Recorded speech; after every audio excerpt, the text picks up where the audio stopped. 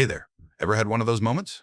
You're staring at a page, you've read the same paragraph 4 times, and the only thing sticking in your brain is the weird jingle from a commercial you saw in 2005. Or you meet someone, they tell you their name, and 2 seconds later it's gone, vanished into the mental void, probably hanging out with all those missing socks. It feels like your brain is a sieve, right? Meanwhile, you hear about Japanese students memorizing thousands of complex kanji characters, acing insane university entrance exams, and looking utterly calm while doing it. What's their secret? Are they just built different? Well, sort of. But not in the way you think. Their superpower isn't a magic pill or a biological fluke. It's a system. A simple, almost shockingly straightforward system that you can start using today. And no, it doesn't involve drinking a gallon of green tea or sitting in a Zen garden for 6 hours, though that does sound nice. The secret isn't just trying harder, it's learning smarter. And it all boils down to a deceptively simple Japanese concept you can apply to anything. It's called Yomu, Kiku, Kaku, or as I like to call it, read it, argue with it, teach it. Let's break it down, and I promise, we'll use ridiculously simple examples.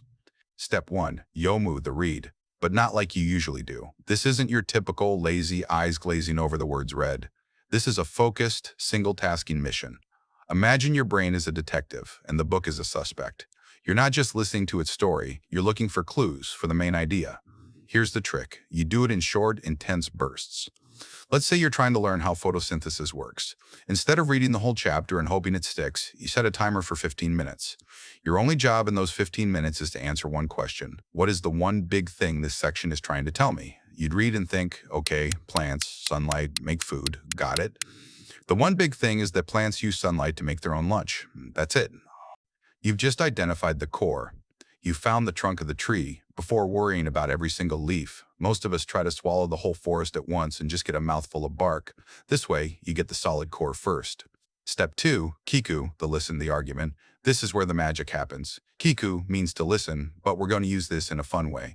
Now that you've read the core idea, you close the book. Absolutely no peeking. Then you have a little mental argument with yourself. You become the devil's advocate. Ask yourself these questions out loud like you're grilling a witness. Okay, so plants make food from sun. But, what's the process? Why can't I do that? That would save me a fortune on groceries. What are the key parts they mentioned? Something about chlorophyll? What even is that? Does this happen all the time or just during the day? Do you feel that?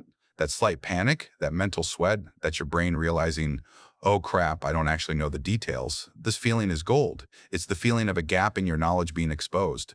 Most people run from this feeling. Japanese students, and anyone who's a master of memory, lean into it. This struggle, this effort to recall and question, is what forges a strong memory. It's like your brain is a muscle, and this is the rep that makes it stronger. Passive reading is just watching the weights from across the room. Step 3, Kaku, the right. The grand finale where you become the teacher. This is the ultimate test. Kaku means to write.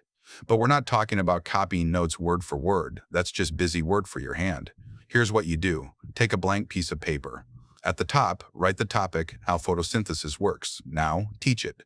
To your dog, to a potted plant, to your confused little cousin. Explain the entire concept in your own simple, silly words, as if you're the world's leading expert on plant lunch making. Start writing or sketching. So, little plant, you have these cool things called leaves. They're like your solar panels. They soak up the sun, and there's this green stuff inside you. Let's call it your green magic dust, chlorophyll, that captures the sun's energy. You use that energy to mix water you drink from your roots with air you breathe in, and poof, you make sugar, your food, and you burp out oxygen, which is nice for me. Thanks, plant. Did you have to simplify carbon dioxide? Yep. Did you forget the word glucose and just say sugar? Probably, and that's perfect. The act of transforming complex information into a simple, coherent story forces your brain to truly understand it, not just memorize words. When you hit a wall and can't explain something, that's your signal to go back to step 1 and reread just that part. You're not rereading the whole thing, you're performing targeted surgery on your knowledge. Let's try a non-school example. Imagine you trying to remember your coworker's name is Bob in accounting who loves bowling.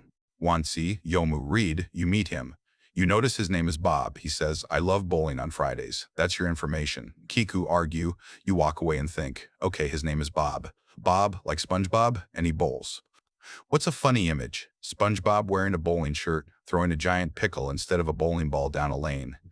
Your brain remembers weird, funny images way better than boring facts.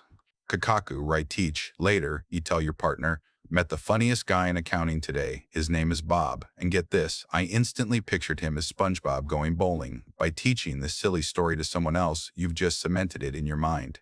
You'll see him next week and think, hey, it's SpongeBob. And his name, Bob, will pop right up. This Yomu Kiku Kaku system is powerful because it fights the #1 enemy of memory, illusion of knowledge. You think you know it because you've seen it, but you've never proven it to yourself. This three-step method forces you to prove it. It turns learning from a passive chore into an active game. You're not just absorbing information, you're interrogating it, wrestling with it, and then finally dressing it up in a funny costume so your brain wants to remember it.